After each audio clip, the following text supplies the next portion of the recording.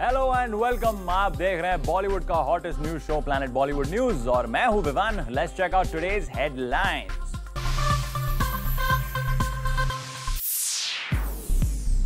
आमिर खान ने क्यों बजाया सलमान के नाम का डंका और क्यों किया शाहरुख के रावण को ठंडा।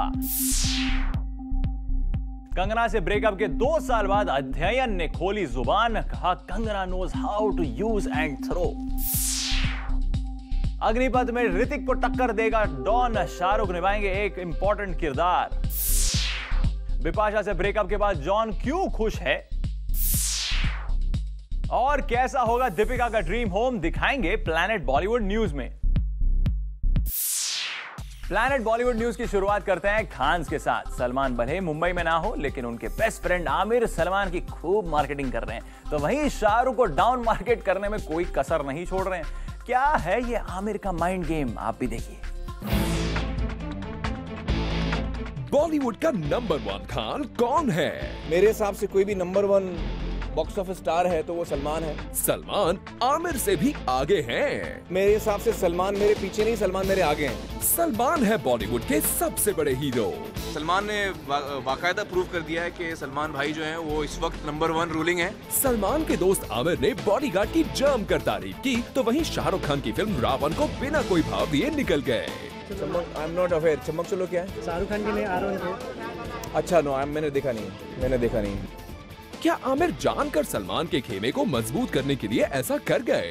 खुद सुनिए। एक फिल्म के म्यूजिक रिलीज पर गेस्ट बनकर आमिर ने ना उस फिल्म की बात की, ना अपनी फिल्म के बारे में कुछ बताया। उनके मुंह से निकला तो केवल सलमान और Salman. Bodyguard. Salman stardom is so huge right now that he is really, everyone loves him, everyone wants to see his films, so he is really done it well and I think none of us come close to him right now. He's really doing really well. Salman की तारीफों के ये पुल कोई और नहीं बल्कि उनके सबसे अच्छे दोस्त आमिर खान बांध रहे हैं। सलमान भले ही मुंबई में ना हो लेकिन उनके चर्चे कम नहीं हैं। सलमान की बॉडीगार्ड ने बॉक्स ऑफिस पर सारे रिकॉर्ड तोड़े, तो आमिर ने यहाँ सलमान का रिकॉर्ड तोड़ गुणगान किया। जो खुशखबरी थी पहले दिन की, फर्स्ट डे के जो 20-21 करोड़ का जो कलेक्शन हुआ, वो खुशखबरी भी मैंने उनको दी। सबसे पहले मेरा टेक्स्ट अलवीरा को मैंने जो भेजा था, मैंने बोला सलमान को जैसे ही निकले उनको दिखाना कि जो 20 करोड़ का जो बॉक्स ऑफिस हुआ है पहले दिन का, जो रिकॉर्ड टूटा है, वो न्यूज़ उनको सबसे पहले मुझसे मिलनी चाहिए। लेकिन जब मीडिया ने आमिर से सलमान की बजाय शाहरुख की फिल्म रावण के बारे में पूछा तो उनका जवाब सुनकर हर कोई दंग रह गया। चमक, आई एम नॉट अवेयर। चमक चलो क्या है? शाहरुख खान के लिए R1 थे। अच्छा, नो, मैंने देखा नहीं। आमिर के कहने का मतलब है कि उन्होंने अभी तक रावण का कोई ट्रेलर नहीं देखा है और ना ही उन्हें छमक छल्लों में करीना की कातिल अदाओं का दीदार हुआ। वैसे ऐसा तो हो ही नहीं सकता कि आमिर ने अभी तक रावण का प्रोमो ना देखा हो, क्योंकि इस फिल्म के चर्चे तब से हैं जब से फिल्म बनना शुरू हुई है। अरे जनाब, सीधे क्यों नहीं कहते हैं कि आप अपने दोस्त के दुश्मन के बारे में बात करना नहीं चाहते हैं? बॉडीगार्ड। अध्ययन सुमन और कंगना का ब्रेकअप क्यों हुआ? क्या कंगना ने किया अध्ययन को यूज एंड थ्रो? अरे ऐसा हम नहीं कह रहे बल्कि खुद अध्ययन कह रहे हैं। यकीन नहीं होता तो आप भी सुनिए। कंगना रनौत और अध्ययन सुमन के ब्रेकअप के बाद अध्ययन ने पहली बार जूम पर बताया अपने दिल का दर्द। अध्ययन ने कंगना पर लगाए कई एलिगेशंस।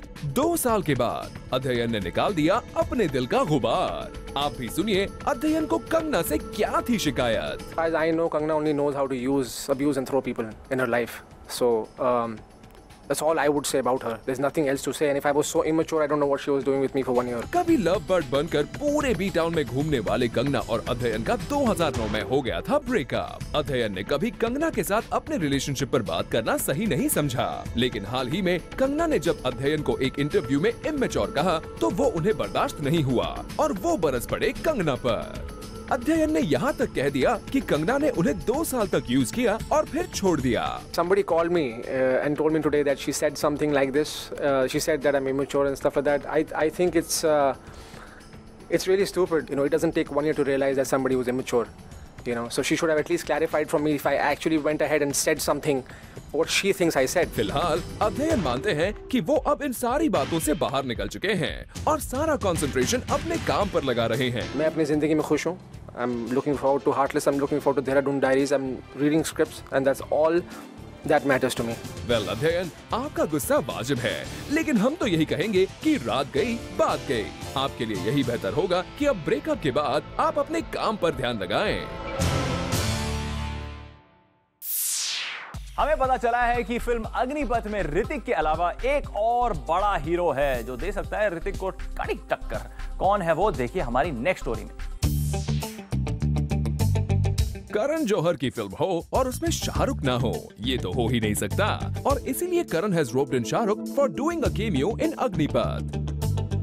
जी हाँ, सोर्सेज की माने तो शाहरुख इस फिल्म में करेंगे एक गेस्ट अपीयरेंस। लगता है शाहरुख अपनी दोस्ती और दुश्मनी बहुत अच्छे से निभाना जानते हैं, तभी तो इस छोटे से अपीयरेंस के लिए उन्होंने झट से हाँ भी कर दी, क्योंकि उनके गुड फ्रेंड्स करण, ऋतिक, प्रियंका और संजय जो इस फिल्म से जुड़े हुए हैं।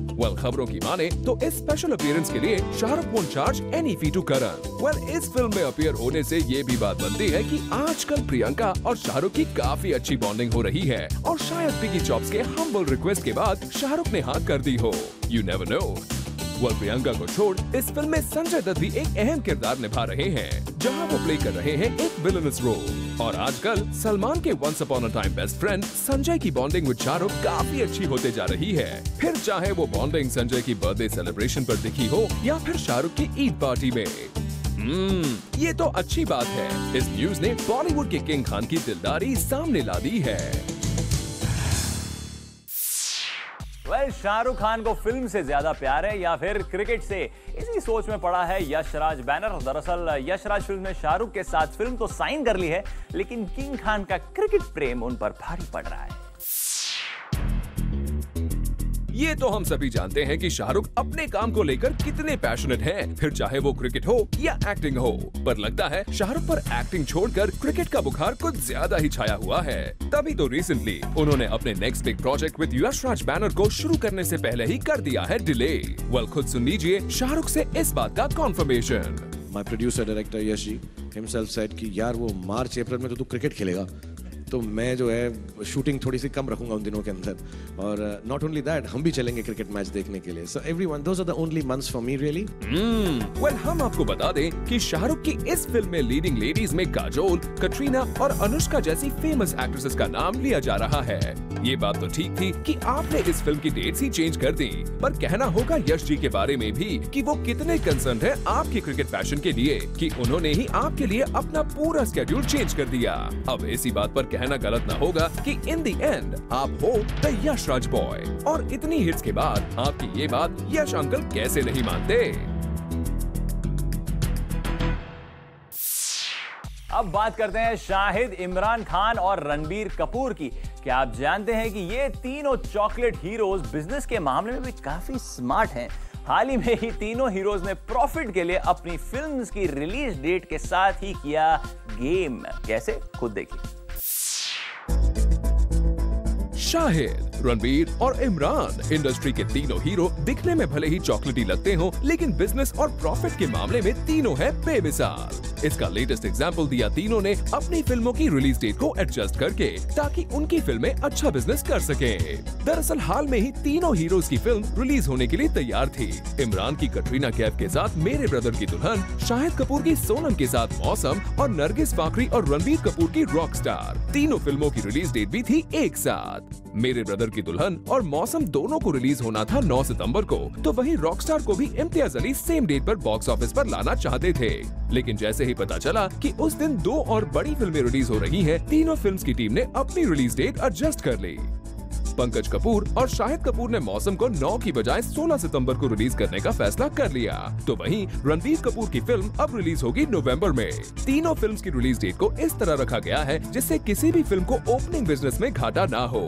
वाह, इसे कहते हैं स्मार्ट वर्क। 3 हिट देने के बाद करीना अब ऐसा कुछ करने जा रही है जो उन्होंने पहले कभी नहीं किया। कौन सा धमाका करने वाली है करीना, यही सोच रहे हैं ना आप? ज्यादा मत सोचिए, अब बस हमारी नेक्स्ट स्टोरी देखिए। आइटम सॉन्ग्स की होड़ में अब आ गई है करीना कपूर भी। जी हाँ, फाइनली अब करीना भी नजर आएंगी एक आइटम नंबर में। वेल, ये आइटम नंबर नहीं बल्कि एक मुजरा सॉन्ग है। हम आपको बता दें कि रिसेंटली करीना ने अपने बॉयफ्रेंड सैफ की फिल्म एजेंट विनोद के लिए शूट किया एक मुजरा सॉन्ग। देखिए इन पिक्चर्स में कैसे नजाकत भरी अदाओं से करीना कर रही हैं इस सॉन्ग को शूट।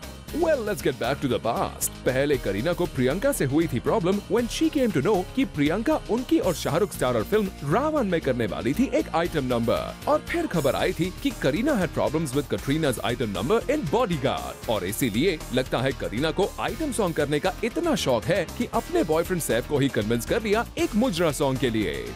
इन पिक्चर्स में देखिए करीना को किस तरह से छाई हुई है with such a look। ये लुक आपका हमें याद दिला रहा है हमारी ओल्ड एक्ट्रेस मीना कुमारी और रेखा की, जहां उन्होंने भी कुछ इसी तरह मुजरा सॉन्ग्स पर डांस किया है। लगता है आप काफी एंजॉय कर रही हैं इस किरदार को। करीना, कहना पड़ेगा, कभी बोल्ड सीन्स तो कभी बिकिनी तो कभी एक्शन सीन्स और अब ये मुजरा। आप धीरे धीरे एक ऑलराउंडर जरूर बन रही हैं। इन द एंड हमें तो इंतजार है इस मुजरा सॉन्ग का। आखिर हमें भी तो देखना है कि किस तरह से आप अपनी ऑडियंसेस को एंटरटेन करोगी।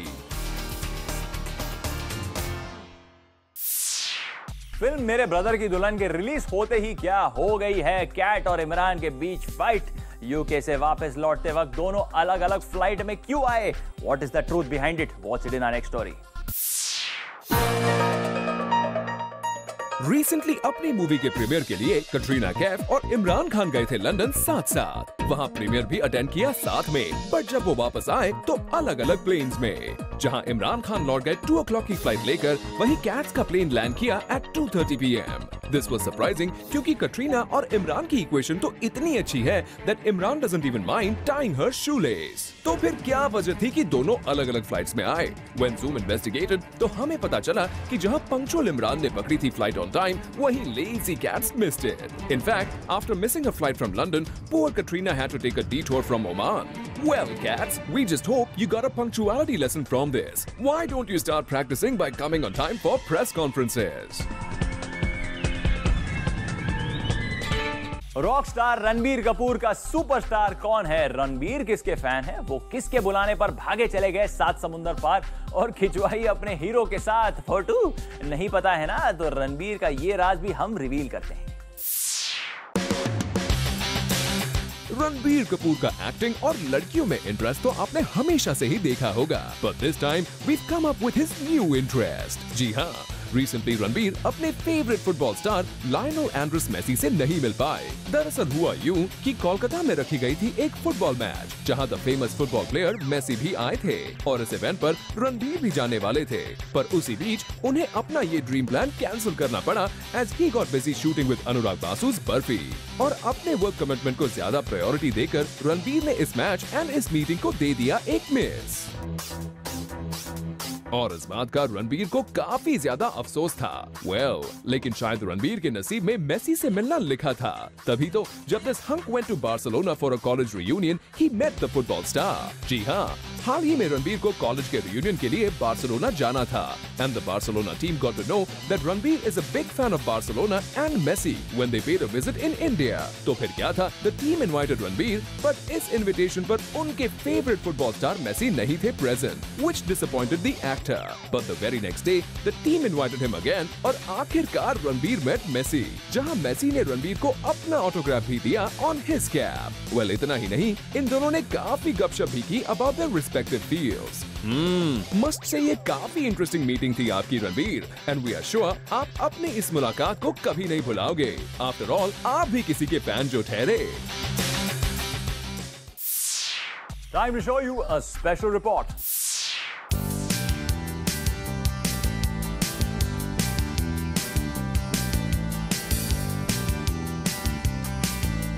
This is everybody's dream home, and she says she's picked out this place and wonderful things from here for her dream home as well. And she's definitely your dream girl. I'm talking about Deepika Padukone. Hello, Deepika. Hello. First of all, you said you got your dream home. So how did you plan it? I mean, how did you plan that this is going to be a dream home? What kind of colors? How did that come to your mind? Well, it's something that I've always wanted for myself. As a child, as a growing up girl, I've always wanted to be self-sufficient.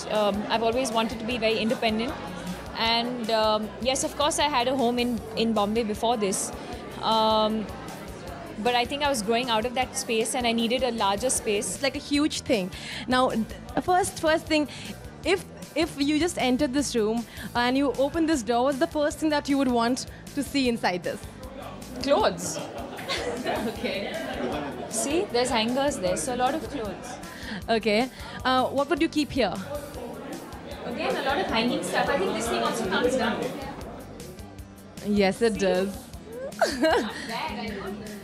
Okay, and this is like a perfect wardrobe, isn't it? I think it's a perfect wardrobe for any woman. A walk-in closet. I think that's what everyone wants, and I think it's very, very well designed. But also, what you can get from Pogonpol is you can also customize wardrobes the way you want it according to your requirements, the kind of shelving you need, how much hanging space you need. So it's great. Great, Deepika. Now, if I would have opened this and if you would have seen somebody here, okay, inside, who would you be expecting? Supposing this is your house and you just got a new place and we open this and we see somebody inside, who would that person be if it's a hypothetical situation? If this was my house, there would be no one inside because I live alone. My mother just left this evening, so it couldn't be my mother. And I don't know, I think I'm also very in control of my house, so I know who comes and who leaves, so there wouldn't be any trespassers inside. Coming to the dream home again question, there were so many rumors you were also gifted a dream home by somebody, is it true? Well, I think it's so ridiculous that it's something I wouldn't even choose to answer.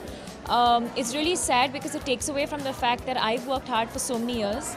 And like I said earlier, I've never been dependent on anyone. I've always been very, very self-sufficient. And I've said earlier, I don't need a man to buy me a house. I've chosen to be in a profession where everything that I do is going to be scrutinized.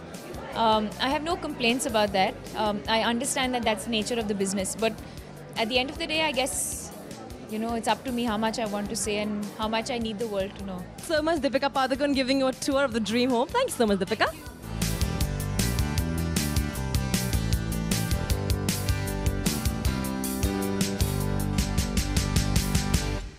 Aishwarya Rai Bachchan नवंबर में mummy बनने वाली हैं, पर professional ऐश ने ऐसी condition में भी एक एड की शूटिंग कर ली। चलिए आपको दिखाते हैं some interesting scenes of the shoot.